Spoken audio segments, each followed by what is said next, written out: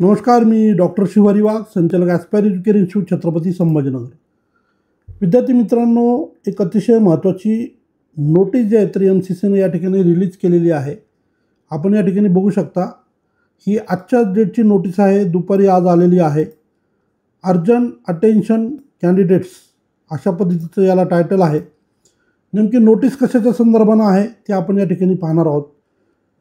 MCCच्या दुसऱ्या राऊंडच्या दरम्यान काही नवीन कॉलेजेसची अनाउन्समेंट झालेली होती. त्या दरम्यान जे काही सेकंड राऊंड झालेला होता त्या ठिकाणी जे सीट मॅट्रिक्स उपलब्ध झालं होतं किंवा चॉईस फिलिंग झाली होती, त्यामध्ये काही कॉलेजेस त्या ठिकाणी ॲड झालेले आपल्याला पाहायला मिळाले होते.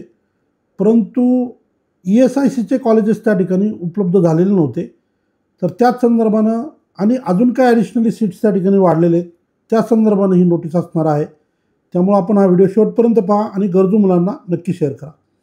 आता इथं आपण बघू शकतो, the medical counselling committee of DGHS has received information dated 3/10/2025 from following institute to add the following seats list enclose below in the seat matrix of round 3 of UG counselling 2025.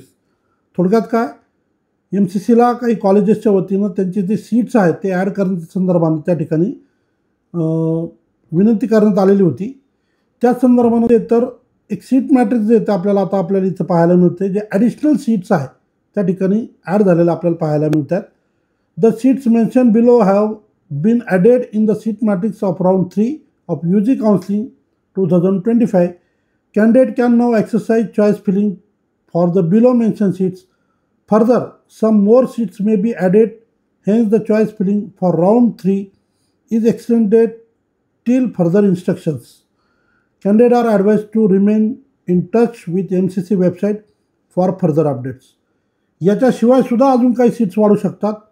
त्यामुळे विद्यार्थी पालकांनी जे तर वेबसाईटच्या कॉन्टॅक्टमध्ये राहावं, टचमध्ये राहावं, अशा पद्धतीचा सूचना जे आहेत तर MCCच्या वतीने या ठिकाणी देण्यात आलेल्या आहेत. आता आपण हे बघूया की नेमके कुठे कुठे सीट्स वाढलेल्या आहेत, त्याची जी लिस्ट आहे ती आपल्याला या ठिकाणी पाहायला मिळते. तर आपण थोडंसं छोटं करून घेऊया. बघा, जसं की ESICची जे काही नवीन कॉलेजेसची अनाउन्समेंट झालेली होती, त्यामध्ये मग न्यू दिल्ली असेल, लुधियाना असेल, अहमदाबाद असेल, अंधेरी मुंबई असेल, हे जे कॉलेजेस होते हे दुसऱ्या राऊंडमध्ये उपलब्ध झालेले नव्हते. तर त्यांचा जो काही ESIC कोटा आहे किंवा ऑल इंडिया कोटा आहे, म्हणजे ESIC कॉलेजेसला एकूण 3 प्रकारचा कोटा आहे. एक आहे ESIC कोटा, दुसरा आहे ऑल इंडिया कोटा जो ऑल इंडियातूनच भरला जाणार, आणि तिसरा आहे स्टेट कोटा. तर त्या स्टेट कोटामध्ये महाराष्ट्राच्या राऊंडमध्ये या अंधेरीच्या ESIC कॉलेजच्या 17 जागा आपल्याला उपलब्ध झालेल्या होत्या. अनेक मुलांनी ते कॉलेज चॉईस फिलिंगमध्ये भरलेलंही असेल. परंतु ऑल इंडिया कोट्यात पार्टिसिपेट करणाऱ्या मुलांच्या संदर्भानं ESICचे कॉलेजेस उपलब्ध झालेले नव्हते. आता या ठिकाणी आपण पाहू शकतो, ESIC medical college and hospital new Delhi हे कॉलेज आपल्याला या ठिकाणी पाहायला मिळते. या ठिकाणी आपल्याला IP कोट्यामध्ये ज्या सीट्स आहेत त्या या ठिकाणी पाहायला मिळतात. याशिवाय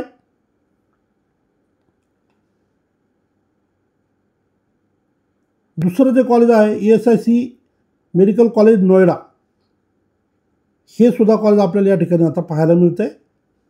त्यानंतर तिसरं जे कॉलेज आहे ते ESIC मेडिकल कॉलेज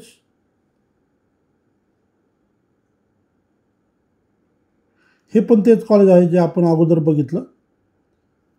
यानंतर दुसरं जे हरियाणामध्ये जे फरीदाबादचं जे कॉलेज आहे ESIC मेडिकल कॉलेज फरीदाबाद, त्या ठिकाणी काही सीट्स जे आहेत आपल्याला वाढलेल्या पाहायला मिळतात. त्यानंतर ESIC मेडिकल कॉलेज अंधेरी या ठिकाणी ज्या सीट्स उपलब्ध असणार आहेत त्याची गाईडलाईन या ठिकाणी उपलब्ध आहे. त्यानंतर ESIC मेडिकल कॉलेज लुधियाना, जसं आपण सुरुवातीला उल्लेख केला, त्याच्याही सीट्स आपल्याला या ठिकाणी सीट मॅट्रिक्समध्ये पाहायला मिळत आहे. याशिवाय ऑल इंडिया कोट्यामध्ये उत्तर प्रदेशमधल्या एका कॉलेजच्या सीट्स त्या ठिकाणी आपल्याला एकूण साधारण मला वाटतं 7 जागा त्या ठिकाणी ॲड होताना पाहायला मिळत आहेत. म्हणजे जवळजवळ 138 सीट्स ह्या एकूणच उपलब्ध झालेल्या आहेत.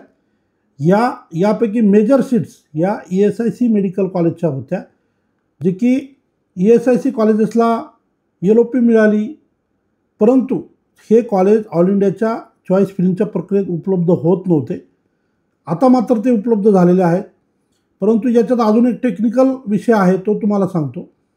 ESICसाठी ॲस्पायर एज्युकेशन इन्स्टिट्यूटमध्ये सुद्धा बरेच विद्यार्थी रजिस्टर आहेत.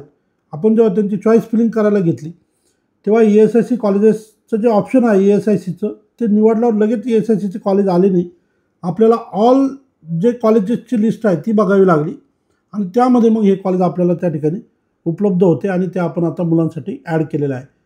थोडक्यात काय तर पूर्वीपासूनचे 11 ESIC कॉलेजेस होते. नव्यानं त्याच्यामध्ये 4 कॉलेजची भर पडलेली आहे. ज्या ज्या विद्यार्थ्यांनी ESIC कोट्यातनं ॲप्लिकेशन केलेले असतील अशा मुलांनी हे 4 कॉलेज आपल्या सिलेक्शनच्या यादीत म्हणजे चॉईस फिलिंगमध्ये नक्की ॲड करू शकता. जर आपला स्कोअर चांगला असेल तर नक्की आपल्याला यामधून अलॉटमेंट मिळू शकते आणि अगदी माफक फीस या कॉलेजमध्ये MBBSच्या संदर्भानं असते. जे जे विद्यार्थी ESICच्या रजिस्ट्रेशन ज्यांनी केलेले होते जे ऑलरेडी ऑल इंडियाच्या प्रक्रियेत आहेत त्यांनी या नोटीसची नोंद घ्यावी. उर्वरित ज्या ऑल इंडिया कोट्याच्या सीट्स आहेत त्या फार कमी आहे, त्याचं फार काही विशेष हे नाही आहे. परंतु ESICचे जे विद्यार्थी आहेत त्यांच्या संदर्भानं ही इम्पॉर्टंट नोटीस आहे. जवळजवळ 131 जागा ज्या आहेत त्या मुलांना आता या ठिकाणी उपलब्ध झालेल्या आहेत. अर्थात त्या वेगवेगळ्या कॅटेगरीसाठी असणार आहेत. जसं की आपण इथं पाहू शकतो BC number, EWS, OP, open quota, SC, ST अशा पद्धतीनं वेगवेगळ्या कॅटेगरीज त्याच्यामध्ये आहेत. तरीही जे ESICचे मुलं आहेत त्यांना याचा निश्चितपणे फायदा होणार आहे. त्यामुळं एक महत्त्वाची अर्जंट नोटीस जी आहे ती MCCने या ठिकाणी पब्लिश केलेली आहे. तर आपण हा व्हिडिओ इतर गरजू मुलांना नक्की शेअर करा जेणेकरून त्यांच्यापर्यंत ही माहिती पोहोचेल आणि ते याचा आपल्या चॉईस फिलिंगमध्ये अपडेट या कॉलेजेसला करू शकतील. या ठिकाणी थांबतो. धन्यवाद.